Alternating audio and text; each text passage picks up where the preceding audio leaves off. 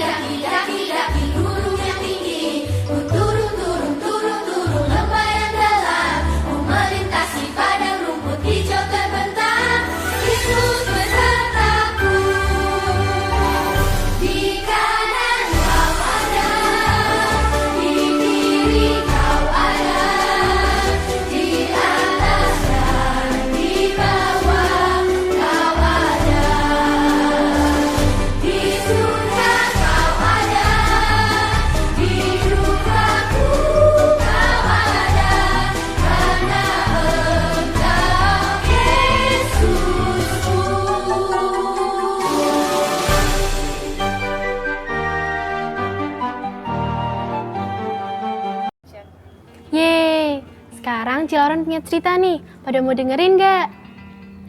Suatu hari, hiduplah seorang gembala yang mempunyai 100 ekor domba. Ia merawatnya dengan baik dan selalu menghitung domba-dombanya satu persatu setiap hari. Suatu pagi, sang gembala membawa domba-dombanya itu ke padang rumput dan menghitungnya satu persatu. 1, 50, 80, 90, 99. Oh tidak, ada satu domba yang hilang. Sang gembala itu pergi mencari dombanya itu ke pohon, semak-semak, bahkan ke kandang-kandang. Tapi ia tidak dapat menemukan dombanya. Lalu ia pergi ke sebuah desa. Di sana ia menanyakan warganya satu persatu. Tapi sayangnya tidak ada satupun warga yang tahu. Kira-kira di mana ya satu dombanya itu?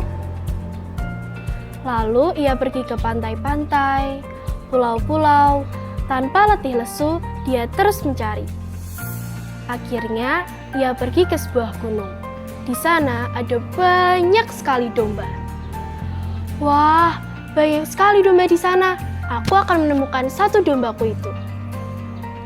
Lalu ia menghampiri domba-domba itu dan menelitinya satu persatu.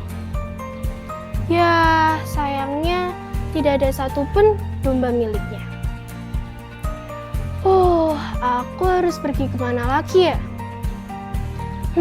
Aku tidak boleh menyerah. Aku harus terus mencari satu dombaku itu. Akhirnya, ia pergi mencari dombanya itu. Akhirnya, ia memutuskan untuk pergi ke puncak gunung. Di sana, ia bisa melihat ke segala arah. Tiba-tiba, ia melihat ada satu ekor domba yang tersesat di kaki gunung itu. Dengan rasa penasarannya, ia menghampiri satu domba itu. Dan ternyata itu adalah domba miliknya. Dengan rasa bahagianya, ia membawa domba itu ke atas pundaknya. dan kembali ke padang rumput. Di sana sudah ada 99 ekor domba yang menunggu. Nah adik-adik, domba yang tersesat dalam cerita ini seumpama manusia yang kehilangan imannya. Dan Tuhan Yesus adalah Sang Gembala. Tuhan tidak akan meninggalkan dombanya. Ia akan terus mencari, dan saat ia menemukannya, ia akan membawa domba itu ke atas pundaknya. Dari cerita ini kita bisa belajar kalau Tuhan tidak akan pernah meninggalkan kita. Tuhan selalu bersama dengan kita. Sekian cerita dari Ci Lauren. Bye! Terima kasih Cik Loren, ceritanya bagus sekali ya. Adik-adik di rumah juga ya tadi sudah dengar ceritanya bagus sekali. Nah, kita akan belajar nih hari ini bagaimana Tuhan sudah sangat mengasihi kita. Dia tidak ingin kita tersesat seperti domba-domba tadi. Kalau ketika kita melakukan perbuatan jahat, kita melakukan perbuatan yang tidak baik, kita meninggalkan Tuhan, kita melupakan Tuhan, kita akan seperti domba yang tersesat tadi. Kita akan pergi semakin jauh dari Tuhan, kita akan melupakan Tuhan. Tapi Tuhan sangat sayang sama kita. Tuhan tidak ingin kita tersesat seperti domba itu, tapi Tuhan berusaha mencari kita terus-menerus. Dia ingin selalu dekat kepada kita. Karena apa? Karena Tuhan ingin kita aman di dalam Dia. Tuhan ingin kita selalu ada di dalam pengawasan Tuhan. Tuhan ingin kita ada di dalam kasih sayang Tuhan, di dalam perhatiannya. Oleh karena itu Tuhan selalu mengejar kita, mencari kita terus. Ketika kita melakukan perbuatan dosa, ketika kita melakukan perbuatan-perbuatan yang tidak baik, Tuhan akan menegur kita dan kita akan dibawa kembali kepada Tuhan. Itu tandanya Tuhan sangat sayang kepada kita dan Tuhan selalu berusaha untuk membawa kita kembali ke kandangnya, ke dalam pelukan Tuhan. Nah, ada ayat yang ingin Tante ini bagikan buat kalian. Di dalam Matius 18 ayat 12. Kalian yang di rumah bisa ikut baca ya. Akan Tante ini bacakan. Bagaimana pendapatmu jika seorang mempunyai 100 ekor domba dan seekor di antaranya sesat? Tidakkah ia akan meninggalkan yang 99 ekor di pegunungan dan pergi mencari yang sesat itu? Dan aku berkata kepadamu, sesungguhnya jika ia berhasil menemukannya, lebih besar kegembiraannya atas yang seekor itu daripada atas yang ke-99 ekor yang tidak sesat.